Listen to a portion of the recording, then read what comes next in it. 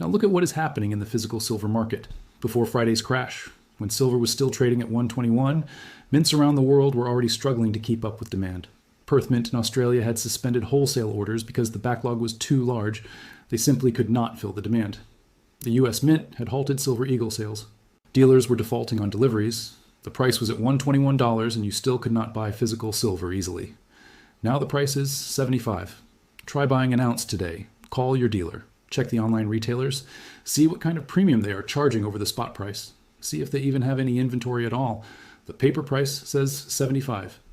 But the physical market is telling a completely different story. Because paper silver and physical silver are not the same thing. Friday proved that beyond any doubt. Paper can be created with a keystroke. Paper can be crushed with margin hikes. Paper can be manipulated anytime they choose. They control the exchanges. They control the rules. They control the entire game. But physical silver cannot be printed. It cannot be margin called. It exists in the real world, completely independent of their control. When you hold physical silver in your hand, nobody can margin call it away from you. Nobody can change the rules overnight and force you to sell. It is yours. Two markets, two prices, two realities that are diverging more and more every single day.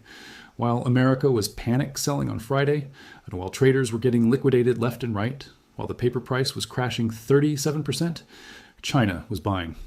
Shanghai vaults drained 27 tons of silver in a single day last week. Not sold on the market, removed from the vault. Physical delivery to buyers who wanted the actual metal in their hands. This has been happening for months now. While Western investors trade paper contracts back and forth, Chinese buyers keep taking physical delivery. The vaults keep draining. The metal keeps moving east. America dumps paper contracts. China takes delivery of actual metal. America crashes the price. China says thank you for the discount. One side is trading promises and IOUs on computer screens. The other side is loading trucks with actual bars of silver. Which side do you think really understands what silver is worth? Which side is playing the long game here? The fundamentals did not change on Friday. Not one bit. Silver has been in a supply deficit for 5 consecutive years now. Every single year since 2021, more silver has been consumed than mined.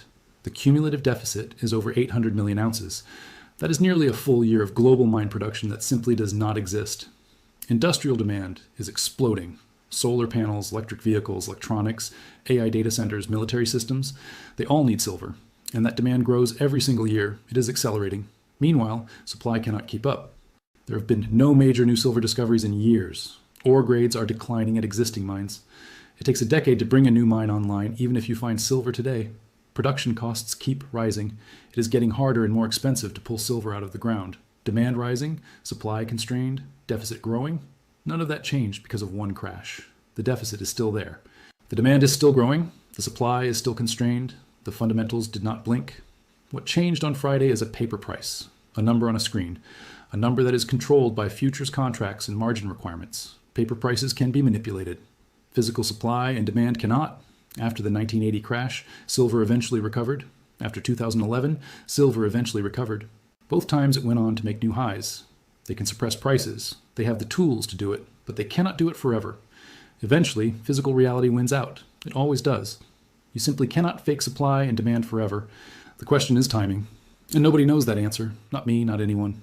Here is what I know for certain. The CME raised margins 4 times in 6 weeks, and silver crashed 37% in the final week of that sequence. This exact same pattern has played out twice before in the last 50 years.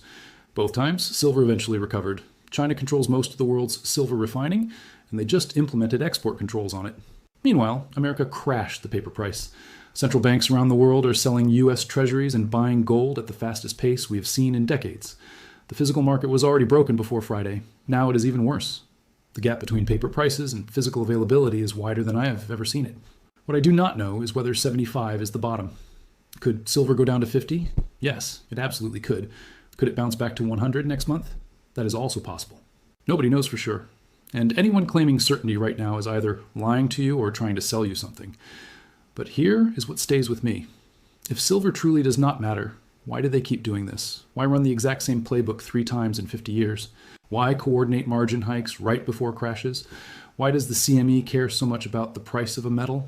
They say it is risk management. They say it is for market stability. They say they are protecting traders. But look at what happened on Friday. Traders got absolutely destroyed, billions in losses, accounts completely wiped out, years of gains, gone in hours. They are not protecting traders. They are protecting something else entirely. The dollar, the system, the narrative that paper money actually works.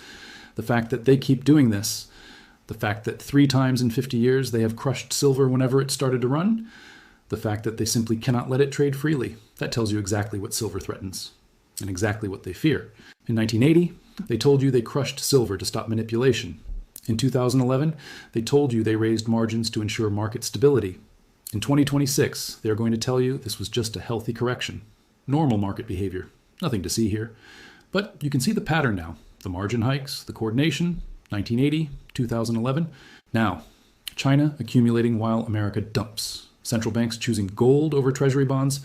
You know what they do not want you to know. The paper price says silver is $75, but paper is just a claim, a promise, an IOU that can be manipulated, margin hiked, or defaulted on at any moment.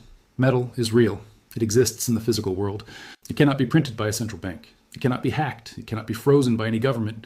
It cannot be margin called out of your possession. They can crash the paper price. They cannot crash the metal itself. They can liquidate futures contracts. They cannot liquidate physical silver sitting in your safe. They can manipulate markets, but they cannot manipulate reality forever. They keep printing trillions. Silver cannot be printed. One of those has to win in the end, and history has already voted on which one. A lot of voices are going to tell you to sell now, cut your losses, get out while you still can. And maybe they are right in the short term. Silver could definitely go lower from here. I genuinely do not know what happens next. But ask yourself this question. If silver was truly worthless, if gold was just some outdated relic, if precious metals were genuinely irrelevant in the modern financial system, why would they need to do all this? Why raise margins 4 times in 6 weeks? Why run the exact same playbook across 50 years? Why would China be stockpiling physical metal while America crashes the paper price? You do not fight this hard against something that does not matter. The intensity of the attack tells you the value of the target. Remember that when you're making your decisions. Friday was not a crash. It was a message, a reminder of who controls the paper markets, a demonstration of power. But it was also something else. It was confirmation. Confirmation that silver still matters, that precious metals still threaten the system, that after 50 years of fiat money and unlimited printing, they still have not figured out how to make gold and silver irrelevant. And honestly, that might be the most bullish signal of all. They called it a crash. I call it a crime scene. They called it volatility. I call it the same playbook running for the 3rd time. They called it risk management. I call it the system telling you exactly what it fears. 37% in a single day. No news, no explanation. Now you know why. The margin hikes, the playbook from 80 and 2011, China versus America, paper versus metal, a financial war that nobody talks about. The data is public. The dates are documented. The pattern is there for anyone willing to look. What you do with this information is entirely up to you. I will see you in the next one.